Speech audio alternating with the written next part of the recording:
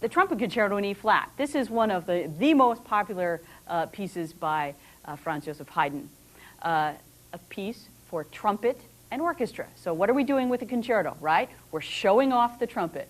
And so the first thing we're going to do is we're going to listen to this, and then we will talk about it. So this is Trumpet Concerto in E flat major, and this is the last movement. And of course, the last movement of a concerto, it's a 3-movement work: fast, slow, and faster, end with a bang, and get a standing ovation.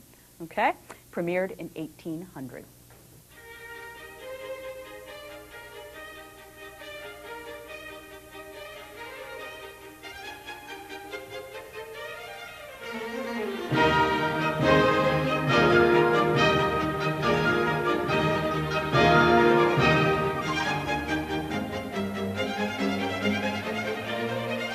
That was the last movement of the Trumpet Concerto in E flat, written in 1796 for a friend, actually, a friend of Haydn's, a trumpeter at the Viennese court, who had recently invented a keyed trumpet that could produce a complete chromatic scale in half steps.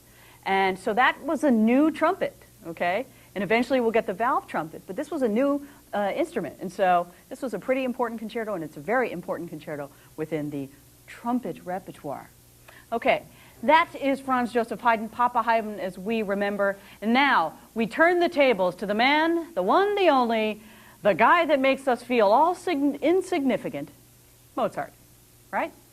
Mr. Mozart, 1756 to 1791, God's way of making us all feel insignificant. Composers out there, just remember, no matter what you do, Mozart probably did it better when he was 8½, right? So Mozart was a prodigy, Prodigy simply means somebody who's young and does amazing things, right? A prodigy. Born Salzburg, Austria. By the time he was 6, I want you to all think about this when you're thinking about what you did at 6 years old. He could play the harpsichord and the violin, improvise fugues, write minuets, and read music perfectly at first sight. And we all know, if you play an instrument out there, you know what I'm talking about. Sight reading is difficult. And so you put a piece in front of you, bam, it's right. Well, Mozart could do that at a very young age. Age of 8, wrote a symphony. Age of 11, an oratorio. What were you doing at age 11? Right? 12, we have the first opera. By his early teens, he had so many works behind him, you know, as many works as a great adult composer. So he was really amazing, amazing. Unfortunately, he didn't have a childhood. His father, Leopold Mozart, a musician himself, and actually a pretty wonderful violinist, wrote a lot about the violin as well. His father basically took him all over Europe to play for kings and queens and princesses, everything. And so he really didn't have a childhood. And everybody knows, Psychology 101, if you take the childhood out of the child, what do you get when they're an adult? Yeah, child, right? You got to be a child sometime. And so what happens is yes, he was very famous child prodigy, but when in his adulthood, he could not quite make it. And I think that's one of the reasons why he died so young. He just couldn't take care of himself. But during the ages between 6 and 15, he played for everybody, yes, but he also saw some of the greatest orchestras in Germany, some of the greatest Italian operas in Italy. You know, what was going on in London at the time. I mean, he saw everything all over Europe. And so what he saw, he was a sponge. What he heard was going to be within him at a very, very young age. So when he was 15, Mozart, of course, returned to Salzburg, and he actually had a job with the Prince Archbishop. And the Archbishop really was a tyrant, I guess, and he did not appreciate Mozart's genius and refused to grant him more than a subordinate seat at the court orchestra. Now, right off the bat, Mozart doesn't like that, because when you're a child and you're told you're God, and then you have some Prince Archbishop telling you, no, you're going to sit in the back of the first violin section, that's a pretty big blow to your ego. Haydn could deal with that. Mozart will rebel. okay? He will rebel. And he tried over and over again throughout the next decade of his life to try to find a suitable position elsewhere, but really with no success. The real tragic irony here is that he was more of a success as a child than as an adult musician. And, you know, in his childhood, complete dependence on his father, no independence. I mean, he really had a tough childhood.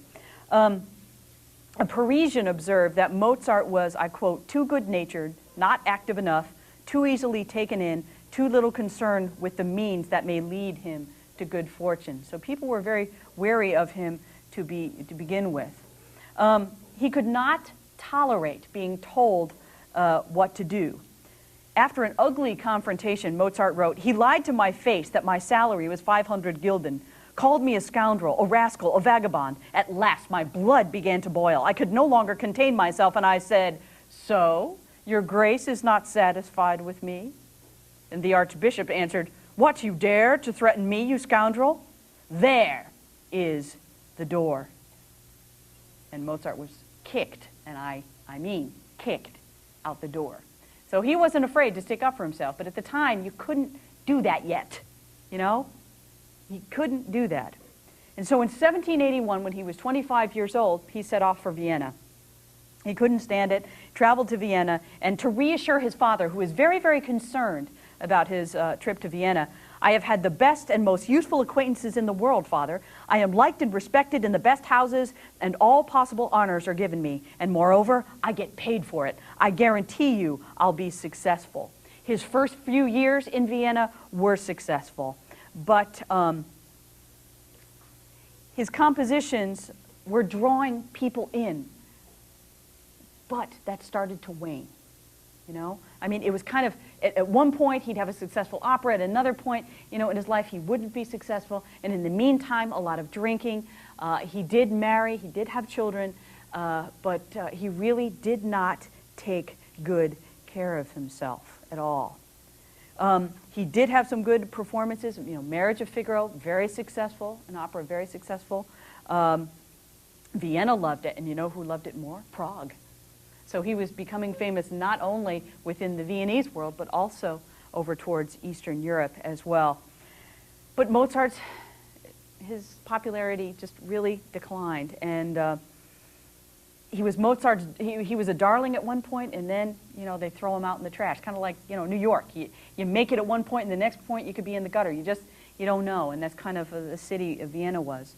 At a time. A publisher warned him, and I quote, "Write in a more popular style, or else I can neither print nor pay you for any more of your music." His pupils dwindled, he was teaching, and they weren't coming back, and he was in desperate financial problems. And I quote, "Great God, I would not wish my worst enemy to be in this position. I am coming to you not with thanks, but with fresh entreaties." Many of Mozart's letters have been published, so we really can get an idea about his personality. During his last year of his life, 1791, he was seeing some more success. So, you know, again, this down and up last year was quite successful. He received a commission from the Viennese Theater for a German comic opera, and as we'll find out, that's a big deal that it was German comic opera, The Magic Flute. And it was very, very successful. But a lot of interesting mystery surrounding this opera and surrounding Mozart's death. Most people say, you know, he died from being ill. That's the one that I believe. But there are some mysterious things going on, okay? Mysterious.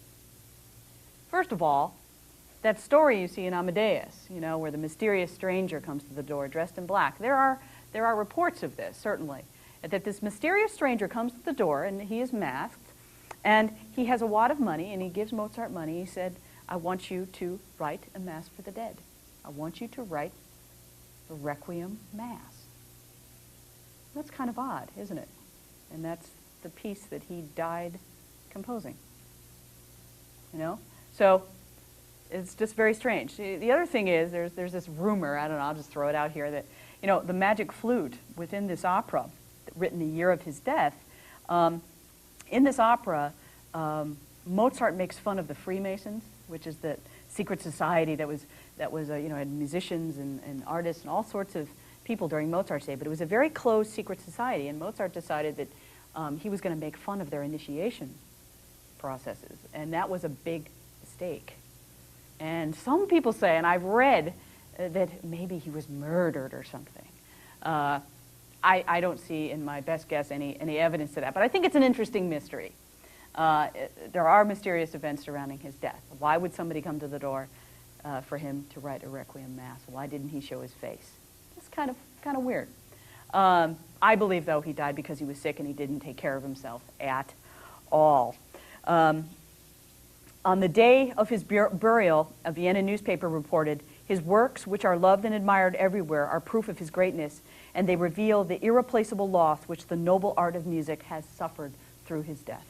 And so, while this was happening in the newspaper, he was taken outside the walls of Vienna and buried in an unmarked pauper's grave, in a mass grave.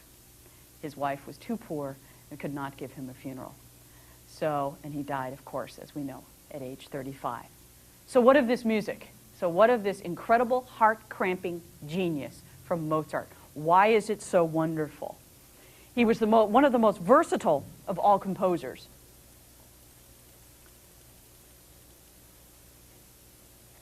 He composed masterpieces in all musical forms of the time. Everything out of his pen was original and interesting, and he composed in every form. His concertos, just as dramatic as his operas. He was the great lyricist, that's for sure. And all of his music sings, and that's one of the reasons why we're drawn to it. Mozart believed, you know, he would compose, he would hear everything in his head like it was being sung. And so if you're a little kid and you're looking at a Mozart sonata, you bet I'm going to make you sing it. That's how he perceived it. And so you must be able to sing as you play Mozart's music.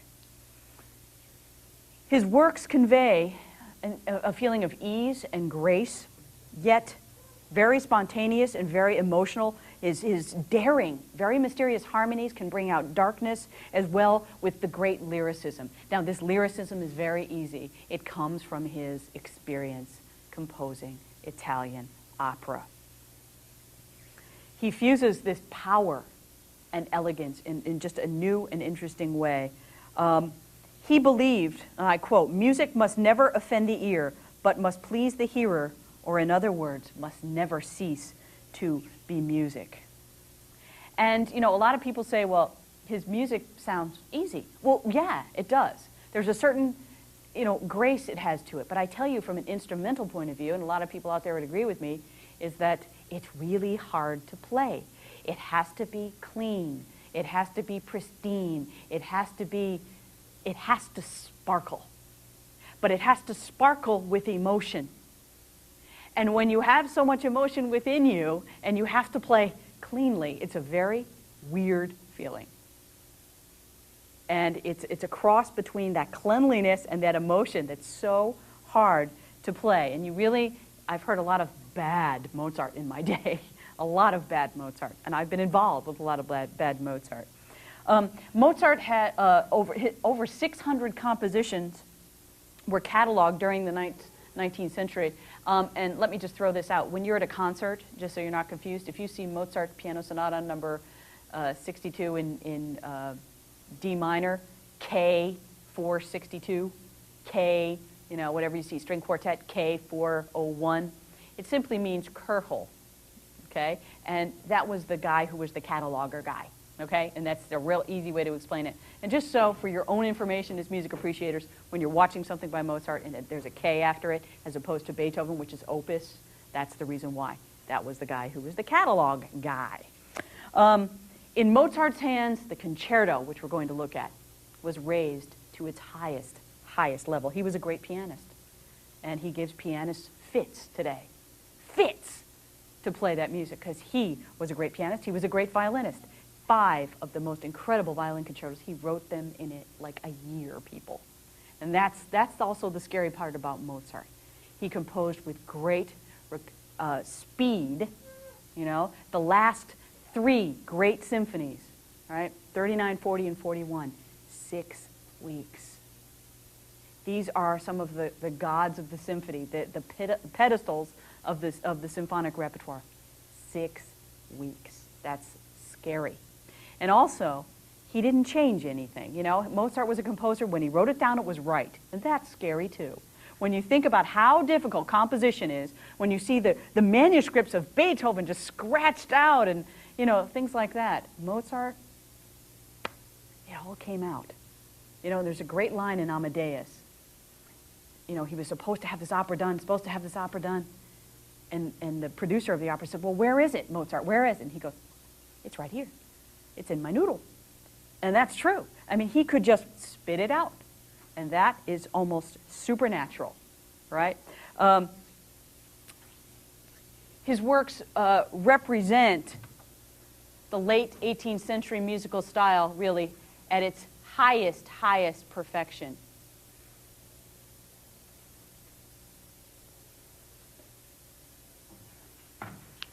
The first thing we're going to talk about is Mozart Opera.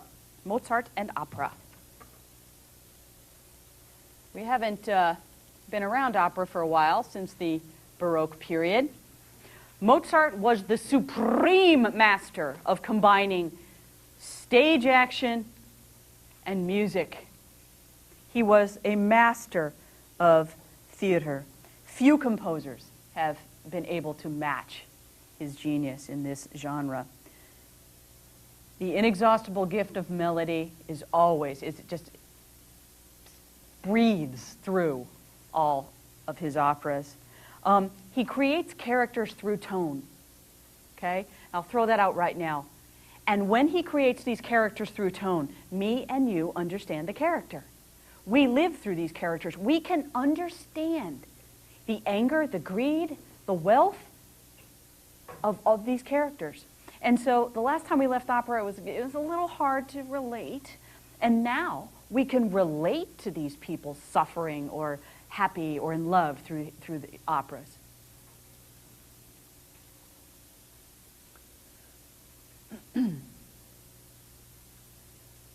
Opera contains, as we know, drama, scenery, dance, and costumes. And I'm going to say this a lot. It is a universal piece of artwork. It combines everything.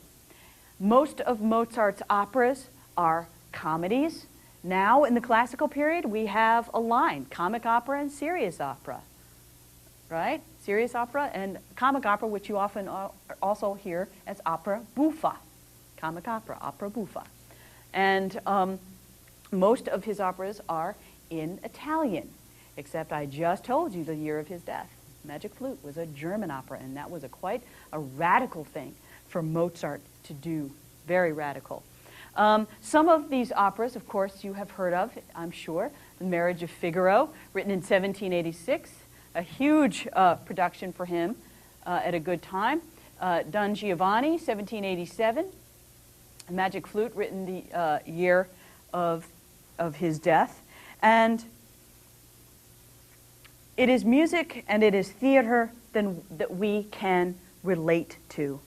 His comic operas not only contain comic characters, but also serious characters. Very Shakespearean, mixing it up. The major characters are not just stereotypes. They're human beings. They don't stand for something.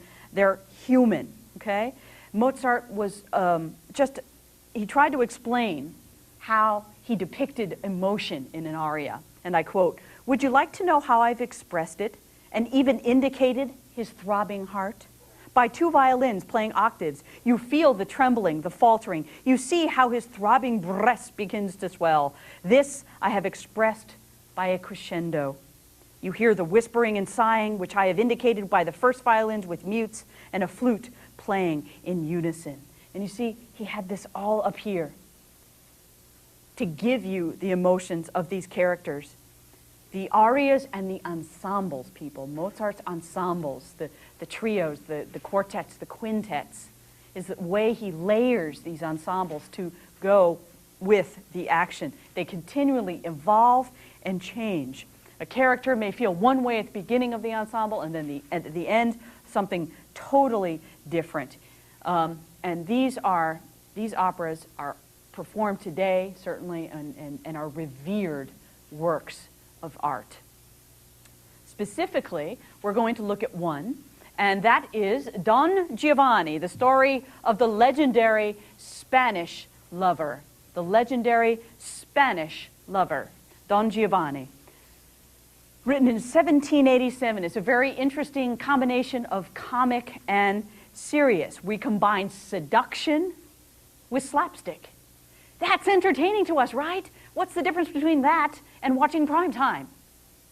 Right? Seduction, slapstick. It's the same exact thing. Violence and the supernatural.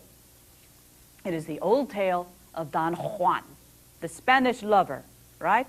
He is a ruthless nobleman who will stop at nothing to quench his sexual appetite. Don Giovanni has a comic servant who wants to be Don Giovanni, but he's not. His name is Leporello, and he is kind of the accomplice in his opera, and he dreams of being in his master's position someday. At the beginning of the opera, Don Giovanni attempts to rape a noblewoman, her name, Donna Anna. Her father, the commandant, challenges him to a duel because he's very angry. Don Giovanni kills the old man, causing Donna Anna and her fiancé, Don Ottavio, there are a lot of Dons in this opera, her fiancé, to swear revenge. Pursued by his enemies, Don Giovanni deftly engages in amorous adventures, and you follow his amorous adventures throughout the entire opera. During one of the adventures, however, he hides in a cemetery and he sees this statue, this marble statue of the dead commandant, right? The guy he had murdered. This statue, get this, comes alive. Yes, this is an amazing scene, my friends. The statue comes alive, and Don Giovanni, being Don Giovanni, says, hey, you want to come over for dinner? Right? And so, here's the statue. Comes over for dinner, okay, and asks Don Juan to repent for his sins. And he doesn't. And so what happens is he is dragged down to hell. Isn't that great? Isn't that great? That's drama, people. Welcome to the theater. Now, the aria I have for you from Don Giovanni is from the first act. And this is a very famous, very, very comic aria called the catalog aria. Do you guys know what I'm going to talk about as far as catalog? Cataloging what? Cataloging women. Okay. Cataloging women.